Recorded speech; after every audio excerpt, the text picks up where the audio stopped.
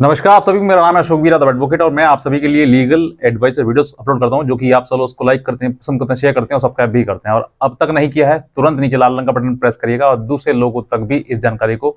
जरूर शेयर करिएगा। बहुत सारे ऐसे हस्बैंड हैं, ऐसे लोग हैं जो कि कानून से बचने के लिए या फिर कानून की जो गिरफ्तारी है उससे बचने के लिए एंटीसिपेटरी बेल के लिए जाते हैं और बहुत ज्यादा परेशानी उनको सामने आती है। जैसे ही पत्नी जो है वो पति के ऊपर केस रजिस्टर कराती है सेक्शन 498A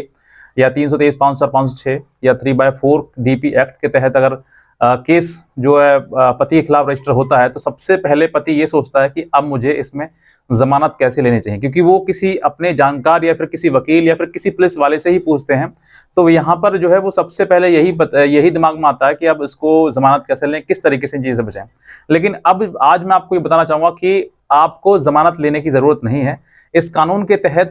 जो है वो आप बच सकते हैं और बहुत आपको आसान है इस चीज से, गिरफ्तारी से बचने के लिए, क्योंकि ये जो है ये जो गाइडलाइन है वो ऑनरेबल सुप्रीम कोर्ट की है। और ऑनरेबल सुप्रीम कोर्ट ने खुद ये कहा है कि 7 साल से कम जिन अपराधों में 7 साल से कम पनिशमेंट है, उनके लिए पुलिस सीधे डायरेक्ट मतलब उनको गिरफ्तार नहीं करेगी, क्योंकि ये जो है वो सुप्रीम कोर्ट का आदेश ही है, जजमेंट है, जिसका मैं जिक्र करूंगा आगे इस वीडियो में। और इस वीडियो पर अगर आप नए हैं तो तुरंत सब्सक्राइब करिएगा और दूसरे लोगों तक भी इस जानकारी को जरूर शेयर करिएगा। देखिए, सेक्शन 498A यानी कि पत्नी पर क्रूरता या पत्नी पर दहेज मांगने का किसी प्रकार से किसी चीज से पति या पति के रिश्तेदारों को द्वारा जो है वो उसकी अगर क्रूरता की जाती है, उस पर क्रूरल्टी की जाती है, तो पत्नी जो है वो महिला थाने में जाकर या फिर अपने जो भी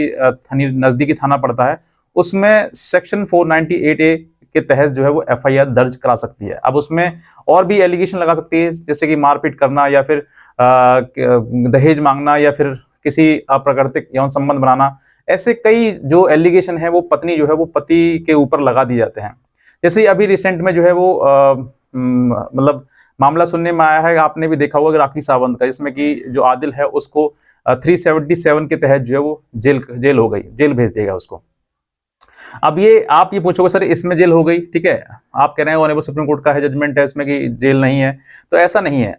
इसमें जो है सेक्शन 498A के साथ जो है 377 भी लगाई गई, इसमें 10 ईयर्स का पनिशमेंट है। हालांकि ये जो अनकॉन्स्टिट्यूशनल की गई है ऑनरेबल सुप्रीम कोर्ट के द्वारा, लेकिन आज मैं आपको बताता हूँ कि अगर सिर्फ और सिर्फ आपके ऊपर FIR दर्ज की गई है, मतलब कोई भी अपराध हो, सिर्फ पति पत्नी का ही नहीं है, अगर जिनमें जिनमें अपराध जो है जिनकी इनकी जिनके जो कम से जो पनिशमेंट जो है वो कम से कम 7 साल का है, अगर 7 साल के अंदर पनिशमेंट है, तो आपको किसी प्रकार की कोई भी एंटीसिपेटरी बेल लेने की आवश्यकता नहीं है। आपको जरूरी है कि आप इस वीडियो को देखें और इस वीडियो में दी हुई जानकारी पर अमल करें, ताकि आपको वो सब चीजें समझ में आ सके जिनकी वजह से आप पुलिस से बचते जा रहे हैं। तो आज मैं आपको जिक्र करता हूं कि ऑनरेबल सुप्रीम कोर्ट का ये जजमेंट है Arnesh Kumar versus state of Bihar, ये 2014 का है, जो कि इसके पैरा नंबर 13 में ये साफ लिखा हुआ है कि जो भी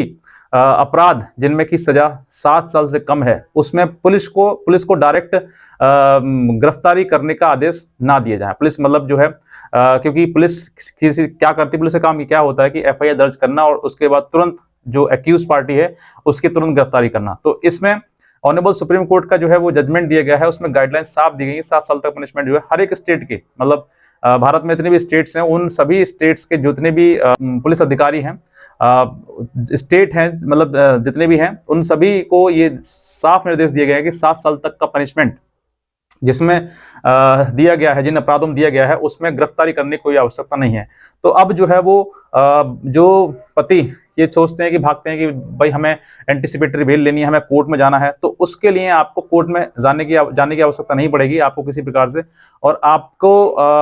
एंटीसिपेटरी बेल लेने की भी कोई आवश्यकता नहीं पड़ेगी, क्योंकि अब जो है वो आपको 7 साल का पनिशमेंट जो है जिसमें कि आपको गिरफ्तारी नहीं होगी। अब किन केसेस में होती है कि गिरफ्तारी इसमें हो सकती है, क्योंकि इसमें भी चांसेस होते हैं। इसमें भी ये कहा गया कि अगर जो एक्यूज पार्टी है वो किसी प्रकार से कॉपरेट ना करे इन्वेस्टिगेशन में, या फिर ये लगता हो कि हो सकता है कि वो भविष्य में भाग सकता है किसी प्रकार से, या फिर वो पहले भी कभी कोर्ट में उसके ऊपर भी कोई मुकदमा केस चले हैं जिसमें कि वो एब्सकॉन्ड रह चुका है, भाग सकता है, भागने की ज्यादातर चांसेस है कि वो जो मतलब थाने की प्रीमिसेस है, कोर्ट की प्रीमिसेस है, उसको हो सकता है कि उसको तोड़कर बाहर निकल जाए या उससे कहीं भाग जाए, तब ही पुलिस को ये राइट दिया गया कि उसको गिरफ्तार कर सकते हैं। क्योंकि वहां पर पुलिस को ये कारण भी लिखना पड़ेगा कि उसने गिरफ्तारी क्यों करी, क्योंकि अगर ऐसा नहीं करते हैं तो ऑनेबल सुप्रीम कोर्ट का जो जजमेंट है उसका कहीं ना कहीं वायलेशन किया गया है और वो एक कंटेम्प्ट में आता है। और कंटेम्प्ट अगर आता है तो उसमें हो सकता है कि उसको पुलिस ऑफिसर को जिसने गिरफ्तार किया है वो ये भी नहीं कह सकता सर मुझे मालूम नहीं था। और अगर इस समय पर अगर वो कंटेम्प्ट करता है तो हो सकता है उसको पुलिस को भी ये अधिकार होता है कि पुलिस जैसे ही एफआईआर दर्ज कराए उसके तुरंत बाद उसको गिरफ्तारी करनी है। अब इसको मतलब पुलिस को भी अपने तरीके से किस तरीके से ये बताना है कि जो पार्टी है, जो एक्यूज पार्टी है, वो इन्वेस्टिगेशन में पूरा सहयोग कर रही है। तो इसके लिए पुलिस के पास नोटिस दिया जाता है, पुलिस को मतलब पुलिस एक नोटिस देती है आपके लिए सेक्शन 41 सीआरपीसी का। तो इस नोटिस को अगर आप रिसीव कर लेते हैं तो फिर आपकी गिरफ्तारी होना बिल्कुल भी मतलब ज़रूरी नहीं है, क्योंकि अब जो है वो पुलिस के पास भी एक जानकारी पहुँच गई कि आप जो इन्वेस्टिगेशन है उसमें प्रॉपर तरीके से कोऑपरेट कर रहे हैं, ताकि पुलिस भी अपना काम आसानी से कर सके। और कोर्ट में भी वो जाके जब वो जमा होगी चार्जशीट सॉरी एफआईआर और एफआईआर के साथ में कोई पर्चा वगैरह कटता है तो उसमें जमा होता है, तो वो कोर्ट को भी ये सूचना मिल जाती है कि इसमें जो है वो जो एक्यूज़ पार्टी है वो पूरा इन्वेस्टिगेशन में पूरा कोऑपरेट कर रही है और उसको गिरफ्तार करने की कोई आवश्यकता नहीं है। अब बहुत सारे लोग ये भी कहते हैं सर हमारे द्वारा हमसे मतलब हमारे पुलिस जो है वो हमसे बात ही नहीं कर रही है, आईओ हमसे बात ही नहीं कर रहा है और हमें गिरफ्तार करने की हमें धमकी दे रहा है और हमारा सेक्शन 41 सीआरपीसी के तहत जो नोटिस है वो रिसीव भी हमें नहीं कराया गया है। तब ऐसे हालात में क्या करना है आपके लिए अगर ऐसा होता है आपके पास क्योंकि पुलिस भी कहीं न कहीं आपसे पैसा खाने के लिए या हो सकता है किसी प्रकार से आपको डराने-धमकाने के लिए आपको 41 का सीआरपीसी नोटिस रिसीव सर्व नहीं करती है। जब सर्व नहीं करती है तो आप इसकी सूचना या फिर इसकी शिकायत जो है वो अपने सुपीरियर ऑफिसर जो है उनके एसएचओ हो सकते हैं या फिर एसएचओ नहीं है तो ऊपर एसपी या डीएसपी या डीजीपी उनको भी आप इस तरीके की जानकारी आप दे सकते हैं कि सर सुप्रीम कोर्ट का ये ऑर्डर है मतलब जजमेंट है कि 7 साल तक का जो पनिशमेंट है उनमें सेक्शन 41 जो सीआरपीसी है उसका नोटिस जो है वो अक्यूज पार्टी को सर्व करना ज़रूरी है। उसमें गिरफ्तारी के सीधे निर्देश नहीं दिए जाते दिया जा सकते हैं। तो अगर ऐसा फिर भी अगर मतलब हो सकता है कि आपको उसके द्वारा जो भी है जो संबंधित थाना है उसको जानकारी दी जाएगी और उसके द्वारा जो है वो फिर आपको सेक्शन 41 का सीआरपीसी नोटिस जो है वो आपको रिसीव करा दिया जाए, सर्व कर दिया जाए। और फिर भी अगर नहीं होता है तो आपके पास एक राइट है कि आप इसकी जो है कंटेम्प्ट वायलेशन का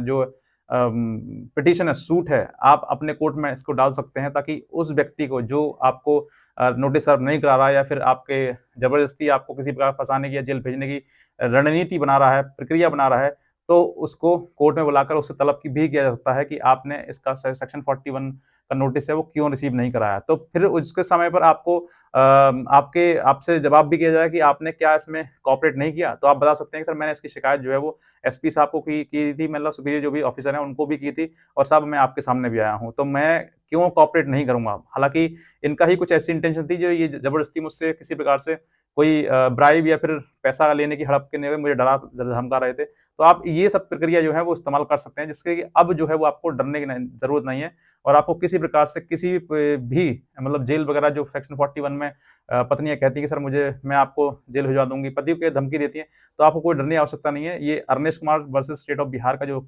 सुप्रीम कोर्ट का लैंडमार्क जजमेंट है, इस जजमेंट की आप कॉपी अपने पास रखें और अपने जो भी पुलिस थाना है, जहाँ पर आपकी नहीं सुनी जा रही है, आपको गलत तरीके से आपको किसी प्रकार से धमकाया जा डराया जा रहा है, तो आप इसका इस्तेमाल कर सकते हैं और अपने थाने में उस जो आईओ है आपका, उनको भी आप दिखा सकते हैं। तो मेरे दिए हुए जानकारी आपको अच्छी लगी है, तो आप तुरंत सब्सक्राइब करिएगा, दूसरे लोगों तक भी जानकारी को ज़रूर शेयर करिएगा और अगर आप हमारी कोई लीगल